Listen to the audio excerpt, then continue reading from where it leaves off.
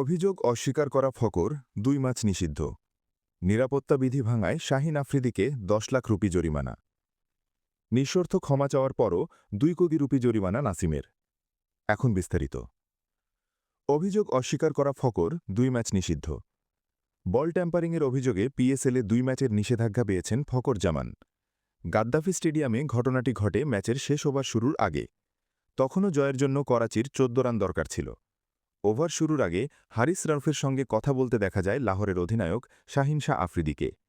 এ সময় রাউফের সঙ্গে বল দেওয়া নেওয়া করেন ফকর। সন্দেহ থেকেই তখনই রাউফের কাছ থেকে বল নিয়ে দেখেন আম্পায়ার।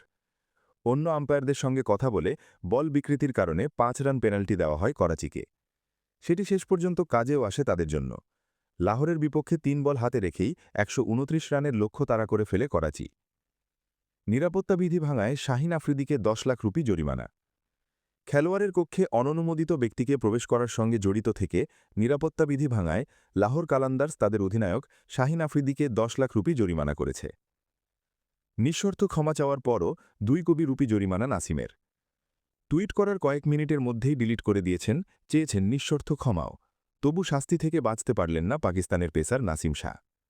পিএসএলের উদ্বোধনী অনুষ্ঠানে পাঞ্জাবের মুখ্যমন্ত্রী মরিয়ম নেমাজের উপস্থিত থাকা সংক্রান্ত এক পোস্টের জন্য ২ কোটি পাকিস্তানি রুপি জরিমানা করা হয়েছে তাকে।